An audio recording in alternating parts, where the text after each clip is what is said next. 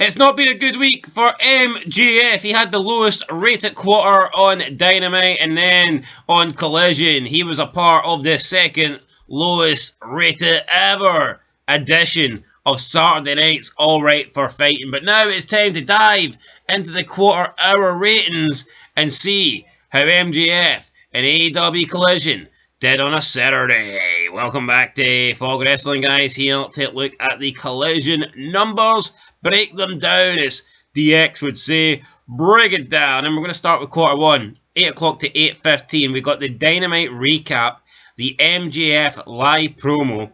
Mark Briscoe was in there with Kyle O'Reilly and Orange Cassidy as well. They were doing something backstage, I believe, coming up with a new tag team name. So those guys have called themselves a new trio, something like that. And this was actually the highest rated quarter of the show. So, yeah, it seemed to be people tuned in, and then they tuned out. Simple as that. 382,000 for the first quarter of Collision. We move into quarter two, 8:15 to 8:30 p.m. We get a Jacked Jameson live promo.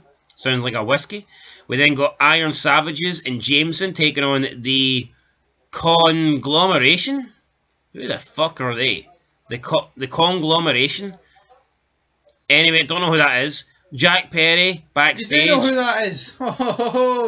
That is Orange Cassidy. That is Mark Briscoe. And that is that other guy I can't remember the name of. Kyle O'Reilly? That's him, aye. What made this name come to fruition? Congo Mongols? I mean, I don't know. Anyway, yeah, down 12%, 338,000, not good there. Big loss, 12% down already, not good. Quarter 3, 8:30 to 8:45, we got a Forbidden Door recap. Hangman, Adam Page cut a backstage promo. We got Toni Storm versus Trish Adora. And then we got post-match with Mariah May. Down another 8% here, not good at all. 311,000. How low can you go? Well, quarter 4, we're getting even lower. It was a Brody Lee video. Rest in peace, Brody Lee. No, I'm sorry, right? Why are we getting Brody Lee rest in peace videos in 2024? The guy's been dead nearly 3 years. No, like, see in 2008... Still can't draw. You still can't draw. But see in 2008, right? When were we getting Eddie Guerrero, like, tribute videos?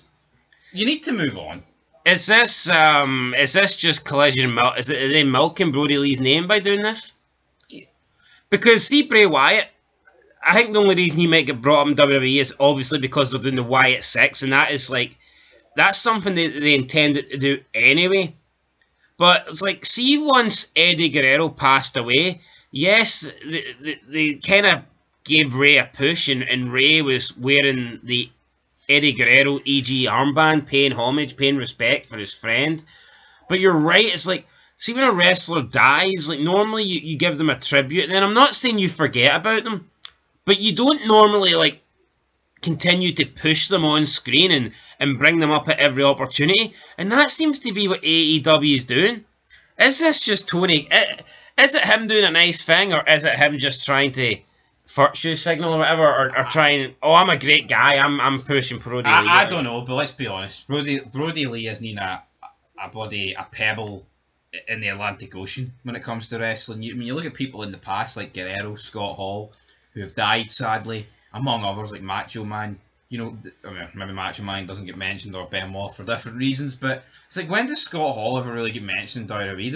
They don't whip out promo packages. These are guys who have fucking, you know, without them, the wrestling business would be completely different. People can pretend all they want. The wrestling business does not change one fucking bit if Brody Lee was not in it. I'm sorry.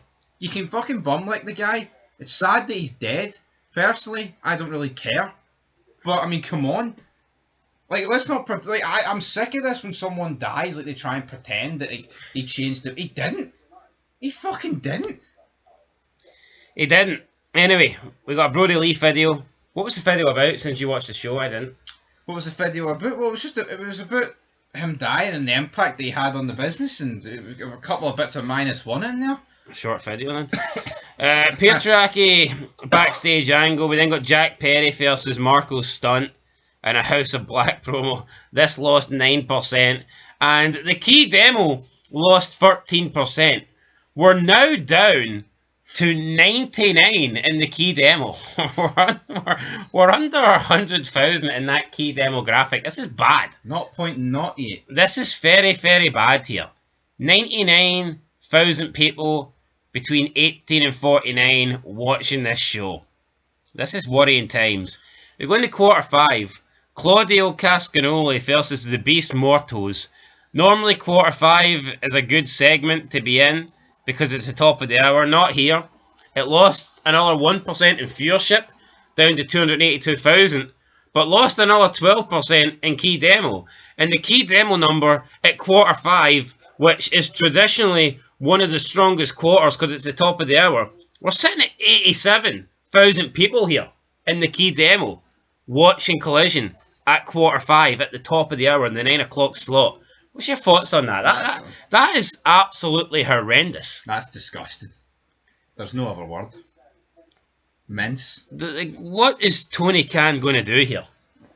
But to be honest, can you have the Beast Mortos in this slot and expect anything else? I mean, who the fuck is the Beast Mortos I think anyway? Tony Khan's did all he can with Collision. I think it's just... Do you think Tony Khan's gave up? I think it needs put down. I think that's what it needs. Do you think he's booking this show like it's still kicking, alive and breathing? It's just not. It's just not. I don't know what he's doing. Disaster there of a rating. We then go into quarter 6, 9:15 to 9:30.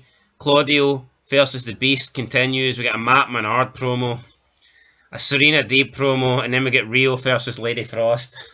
Another 8% lost. Are you surprised? I'm not. No. 8% now. We're down at 260,000. The lowest viewed quarter of the show. Too. Yeah, just not good.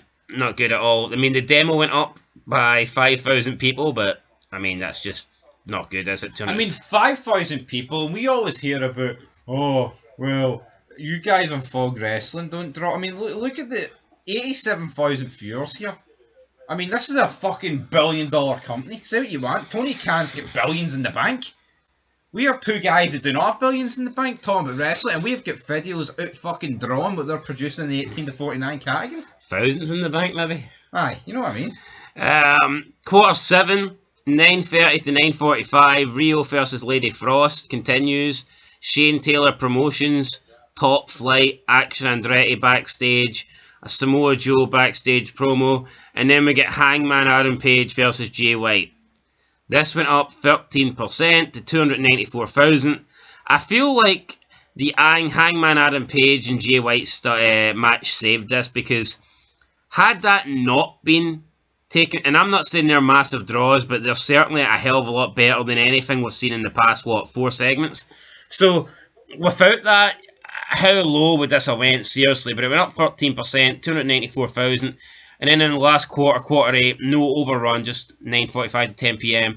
It was Adam Page versus Jay White continued, and we got post-match with Jeff Jarrett and Christian Cage. Went up a further 2%, ended the show with 299,000. But yeah, Collision at its lowest, quarter 6, did 260,000. That's shocking. It got a rating overall of 306,000. I mean, it just doesn't make any sense to me. People can say Money in the Bank was on, but no, I mean, it just doesn't make any sense.